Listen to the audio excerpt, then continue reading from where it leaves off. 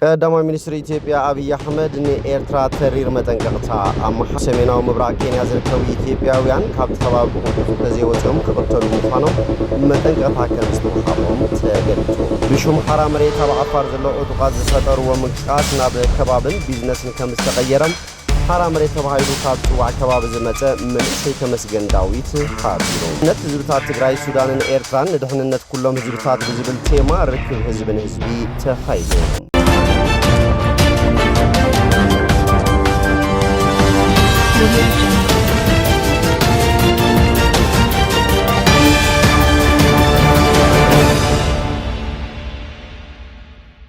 ዝነት ህዝብታት ትግራይ ሱዳንን ኤርትራን ንድሕንነት ኩሎም ህዝብታት ብዝብል ቴማ ርክብ ህዝብን ህዝቢ ከም ዝተኻየደ ተሓቢሮም። ኣብ መንጎ ህዝብታት ትግራይ ኤርትራን ሱዳናውያንን ስጡም ርክብ ንምጉልባት ተዓሊሙ ተወከልቲ ህዝብታት ኣብ ሓምዳይት ሃገረ ሱዳን ብዝተፈላለዩ ምድላዋት ተጸንቢሉ እዮም።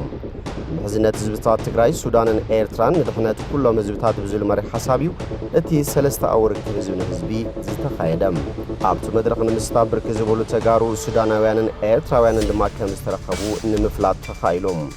ላዕለዎት ኣመራርሓ ሱዳን ማሕበር ተጋሩ ሱዳንን ካልኦት ዕዱማት ኣጋይሽን እውን ከም ዝተረኸቡ ምፍላጥና ሓቢሮም። ሹም ሓራ መሬት ኣብ ዓፋር ዘለዉ ዕጡቓት ዝፈጠርዎ ምንቅስቓስ ናብ ከባብን ቢዝነስን ከም ዝተቐየረም ሓራ መሬት ተባሂሉ ካብ ጽዋዕ ከባቢ ዝመጸ መንእሰይ ተመስገን ዳዊት ሓቢሮም። ብሹም ሓራ መሬት ኣብ ከባብታት ዓፋር ክንቀሳቐስ ዝጸንሐን ኣብ ማሕበራዊ ሚድያ ብዝገብሮ ፖለቲካዊ ንጥፈት ዝፍለጥን መንእሰይ ተመስገን ዳዊት ኣብ ዓፋር ዘለዉ ዕጡቓት ዝፈጠርዎ ምንቅስቓስ ናብ ከባብን ቢዝነስን ከም ዝተቐየረ እዩ ገሊጾም።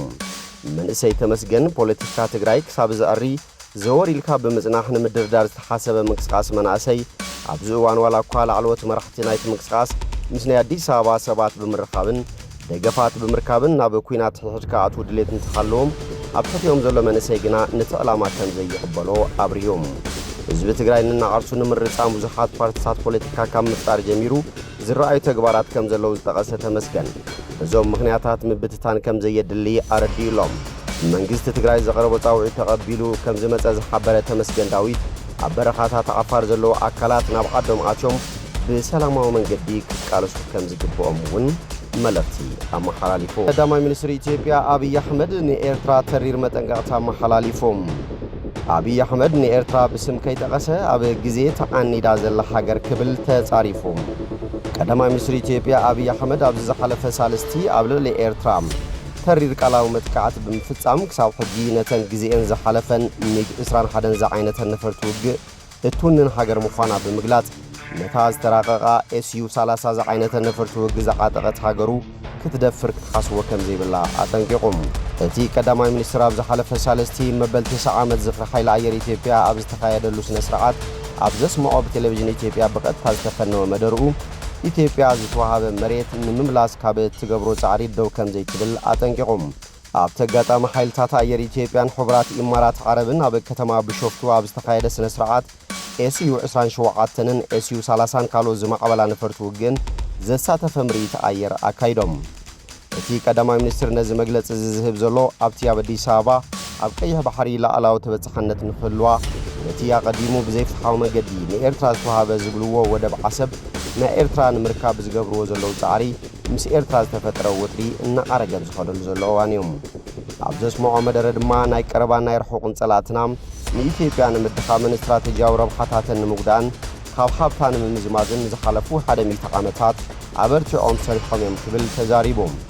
ሓድነት ክብርን ሃገራዊ ረብሓን ኢትዮጵያ ንምርግጋጽ ኣብ እንገብሮ ጻዕሪ ዕረፍቲ ከም ዘይንህብ ንጸላእትና ደጊመ ከረጋግጽ ፈቱ ክብል ገሊጾም።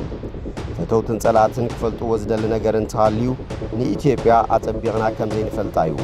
ኢትዮጵያ ብቁጠባ ብታሪኽን ብዓቕምን ካብ እትፈልጥዋ ንላዕሊ ኮይና ኣላ ክብል ተዛሪቡ። ኢትዮጵያ ተዓቢ ዘላ ሃገር እያ፣ ምሳሌ ህዳሴ ኣፍሪቃ እያ። እቲ እንኳ ኣማራጺ ምስ ከምዚ ዓይነት ሃገር ሓቢርካ ምንባርን ምዕባይን ጥራዩ ምኽንያቱ ዝኾነ ካልእ ኣማራጺ ዕንወት ጥራይ ክስዕብ ስለ ዝኽእል ክብል ኣጠንቂቖም። አብይ ኣብ መደርኡ ንጎረቤት ሃገር ኤርትራ ብስም ከይጠቐሰም ኣብ ግዜ ተዓኒዳ ዘላ ሃገር ክብል ገሊጽዋ። እቶም ኣብ ግዜ ተዓኒድኩም ንቕድሚት ክትፍጉሙ ዘይትኽእሉ ከም ኤስዩ 30 J10C ወይ ልዕሊኡ ምዕቡላት ነፈርቲ ውግእ ዝቃለሳ ዘለዋ ዝገርመኩም ግን ድማ ክሳብ ሕጂ ምስ ሚግ 21 ተቃለሱ ዘለኹም በተደጋጋሚ ክትሓስቡን ኢትዮጵያ ኣብ ግዜ ተደሪታ ዘላ ሃገር ከም ዘይኮነት ክትግንዘቡን ይግባእ ኢሎም ኢትዮጵያ ንርእሳ ክትሐድስ ትጽዕር ዘላ ሃገር እያ ዘይናታ ዘይትምነን ብፍላጥ ይኹን ብገርህነት ናታ ዘይትብን ቀደም ዝተዋሃበ መሬት እንተሃልዩ ድማ ዘይትሓድግን እያ ክብል ገሊጾም ኣብ ዝሓለፉ 3 ዓመታት ቀዳማይ ሚኒስትር አብይ ዝርከብዎም ሰበስልጣን መንግስቲ ኢትዮጵያን ላዕለዎት ወታደራዊ መኮንናትን በተደጋጋሚ ነቲ ድሕሪ ናጽነት ኤርትራ ኣብ 1983 ዓመተ ምህረት ዋንነት ኣብ ደገ ባሕሪ ዝተኣነሉ ዘይፍትሓዊ ክሳራ ዝበልዎም ተበጻሕነት ቀይሕ ባሕሪ ኤርትራ ተኻትኩ ዝጸንሑ ኮይኖም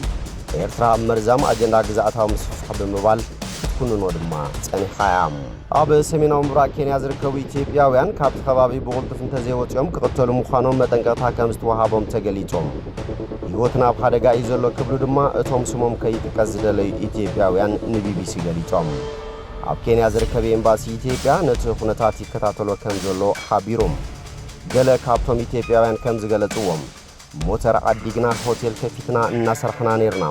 መበገሲው ኣይፈለጥናን ግን ኢትዮጵያውያን ይውጹ ኢሎም ተላዒሎም ክብሉ ሓቢሮም ኣብ ክልል ማንዴራ ብዙሓት ኢትዮጵያውያን ኣብ ዝተፈላለየ ስራሕቲ ተዋፊሮም ከም ዘለዉ ዝፍለጥ እዩ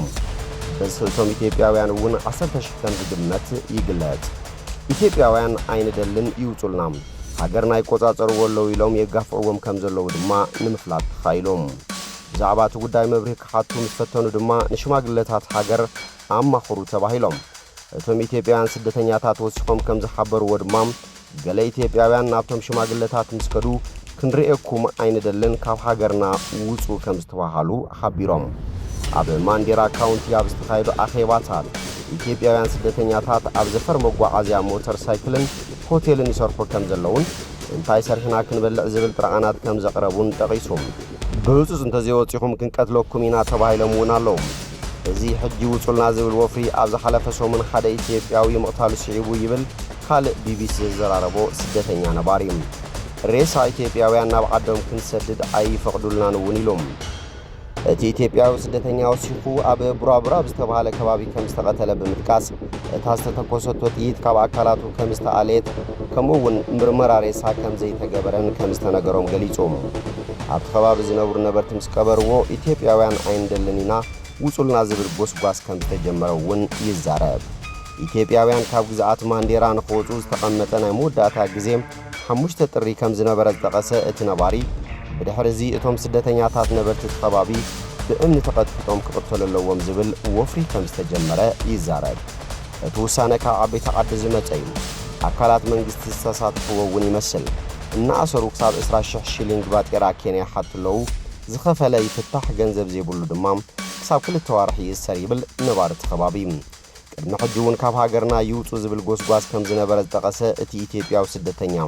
ሕጂ ግን ኣዝዩ ሓያል ስለ ዝኾነ እቲ ኩነታት ንህይወትና ኣብ ሓደጋ የውድቆ ኣሎ ክብል ስጋቱ ገሊጾም